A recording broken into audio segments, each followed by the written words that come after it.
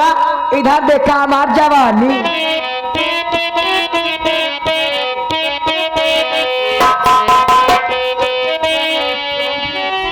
बच्चू आइए, बच्चू कहा रहा है कहना ऐसे नहीं ऐसे जो बना हो भाई लगा आजा साजा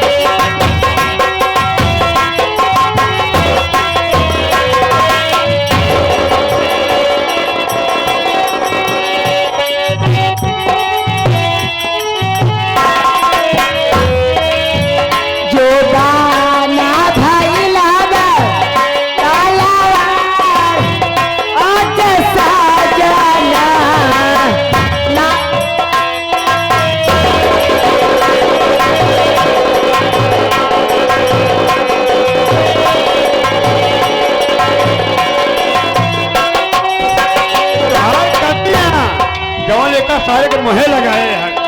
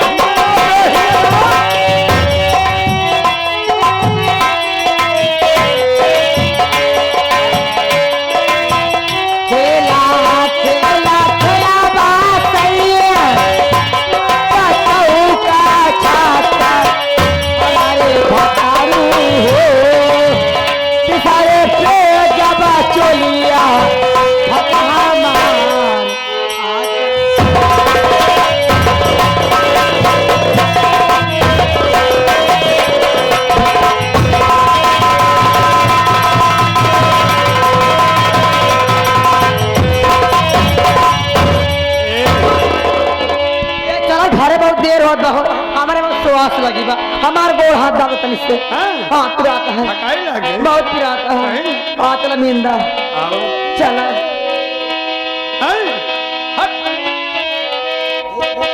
ए साना ना ना रतिया डोलई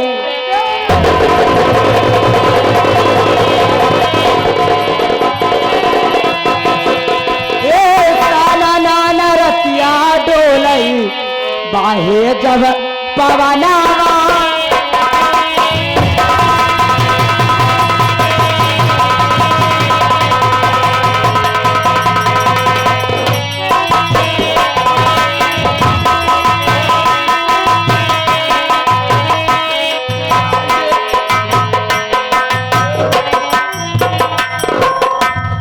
मौसी तोरे वजह से पलाने पिलाई जाइए आप एक फेरी हो गया, दो फेरी हो गया, अरे बाबू तीन फेरी हो गया। मार का भी खबर ये बताओ।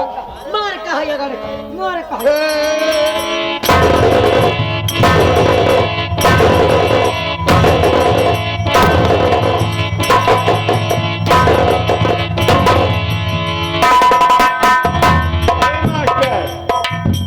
और रुपया नहीं जा बहु नहीं कर भाऊ साहब बंद ही रहा। अंदर हाँ चला जाओगे। हाँ भाऊ साहब बाबा चला जा। अगर सारे पीछे में अब आए ना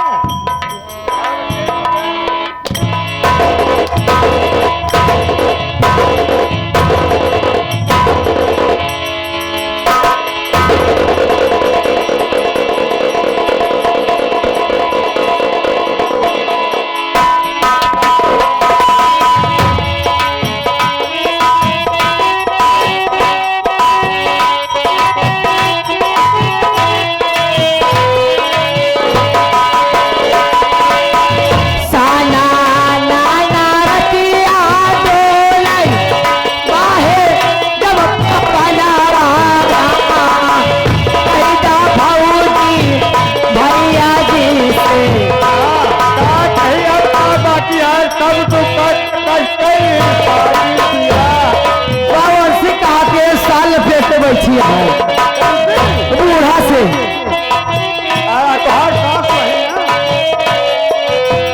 कैदा बूढ़ा भैया जी से ये मुर्गा बनवा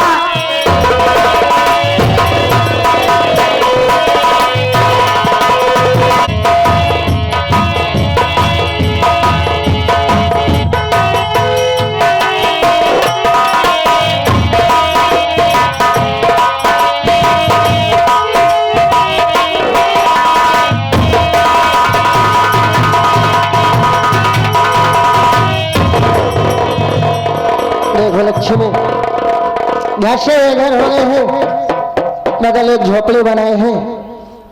चलो उसी झोपड़ी में तुम रहना, मैं जा रहा हूँ कहीं पर काम करूंगा, कुछ कमाऊंगा जिससे लिए अपने लिए कपड़ा ले लूं।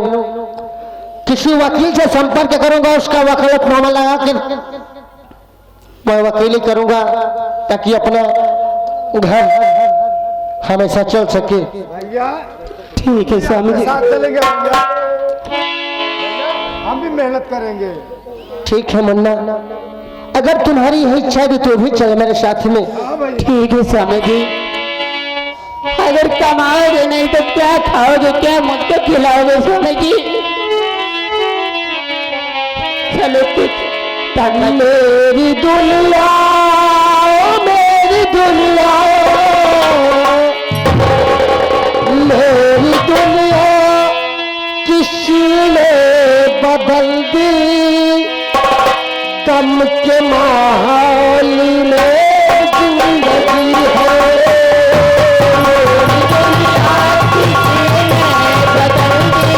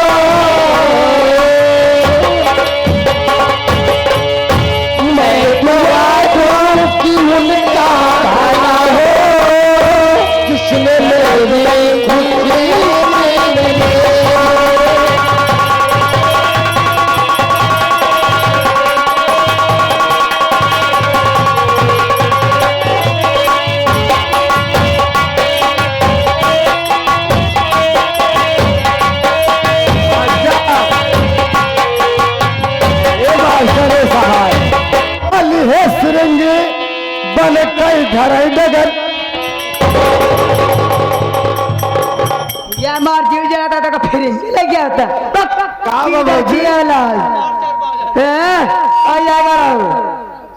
चल रहा हवादार नीलपुर ओए माय गॉड स्नो कम ऑन चला ठीक है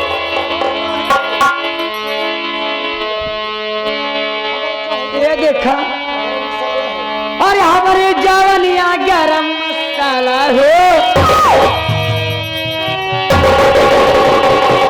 बराबर कुछ कहा लग हमार मन समझे समझ कहा सवेरे नहीं मन कहा था ए हमारी जवानिया गरम मसाला हो तब तक सहा पाइना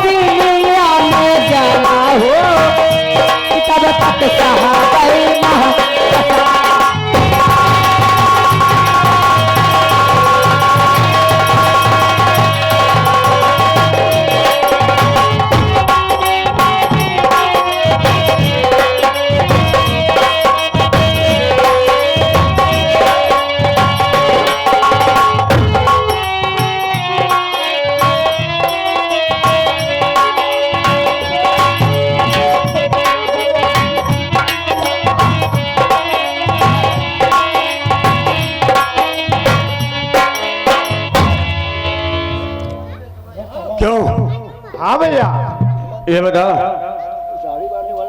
मेरे चंपा रानी कहाँ है? कैमरे में सो रही है। कैमरे में सो रही है, बैठे वहां सोते हैं, तुम्हारी फोटो ले रही है। वे साले कमरे में सो रही है। हाँ हाँ कमरे में सो रही हैं। चल उसके पास चलते हैं। आइए भैया। चल।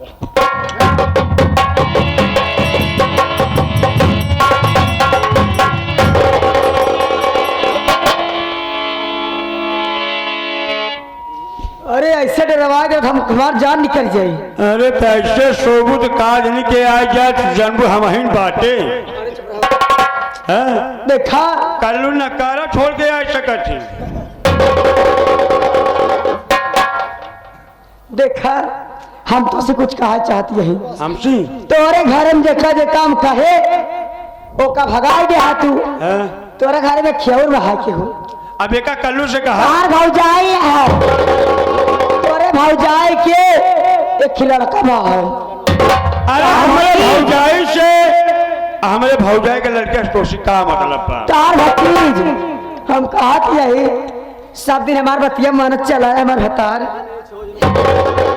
कसम जवानी की वसील लगा के कसम जवानी को वसील लगा के मेरे राजा तुम जवान कहोगे मैं तुम्हारे खातिर हाजिर कर दूंगी लेकिन मैं मेरा पूरा अरमान करूँ ना वसील लगा के ये तो है अगर हम एकदम दीवाने हो जाए लेकिन जब बैठी है बताई देती है जब हुआ घर में चली थी हाँ तो कहा यहाँ कर चुप रहा हाँ सामान मन में रखत रहे तू देखा हमार बात ना जाओ लड़का बा हम सोचत यही ओका ई दुनिया में हटाई दही में से ए, तुम्हारे दिमाग खराब हो गए हैं। ना करो सारा सा मासूम बच्चा। हमारा और तुम्हारा क्या बिगाड़ा है जो मैं उसे इस दुनिया से मिटा दूं? बोल का कहे हमार तो कभी करे क्या बिगाड़ा है? अरे बतावा हाँ? जब सयान हो जाई बड़ा को हो जाए घर एक हिस्सा बटावे लगी तो मैं कहा जाऊंगी वाशिंग लगा के बेटा। भैया भौजी सही कहा दिया बेटा भैया। नहीं बेटा, ये हमार माई हो गए, हमें क्या बेटवा हो गए। इनके तनको लाज शर्म बा। लाश शराब सब धो के पी ले। मैं ऐसे रहती हूँ मैं जैसे रहती हूँ वैसे नहीं बोलती हूँ। आवा माई ही आवा।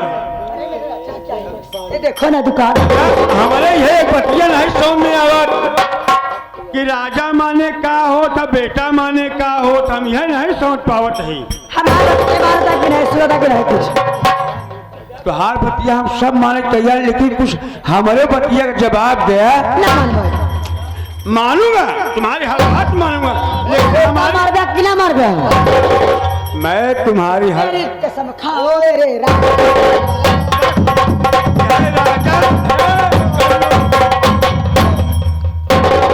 एक कल्लू तो का बढ़ाए ऐसे मेरे जहाँ 5 साल बाद ही मिले कल्लू नहीं, वाले हमारे खा दिए कल्लू की नहीं कि सेबू की नहीं, और तोरे की रखी हमारी तरह। तब कर हाँ हमारी तरह इससे मेहरा मिले। हाँ चाहे उनका बेटवा कहा, चाहे भतार कहा, चाहे राजा का, सब बराबर है। बेटा हमारा तुम्हारा चलता है हमारा तुम्हारा चलता है। मैं तुम्हारी भगवानी तुम हमारे भगवानी, मैं तुम्हारी खुदानी तुम हमारे खुदानी। और कहना क्या है मेरा यानी मैं तुम्हारा झूला तो हमारे झुरनी हो। मैं धुरानी नहीं हुई तुम्हारी। हाँ तो कहाँ चले फिर? धुरानी तो सिर्फ हुए चलो मैं तुम्हारी बात को मान लिया। वास्तव में तुम्हारे कहने का मतलब अगर वो मासूम बच्चा इस दुनिया में जिंदा हो जाएगा और बड़ा होने के बाद इस रियासत का मालिक होगा। मालिक होगा, हाँ वो चल लेकिन मैं ऐसा काम नहीं होने दूंगा।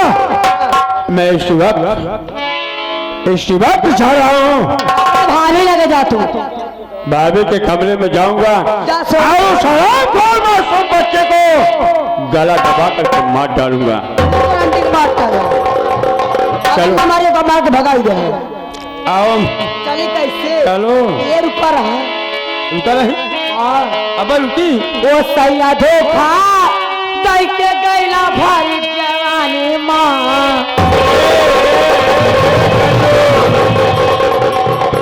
आज तलक हाँ इतना दिन हो गया हम कभाव रामो राम के ऊपर धोखा ना दी। अरे धोखा दे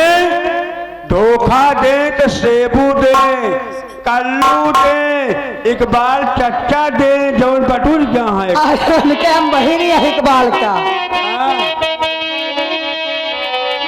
वो सैया धोखा दे के गैला भारी जवानी माँ।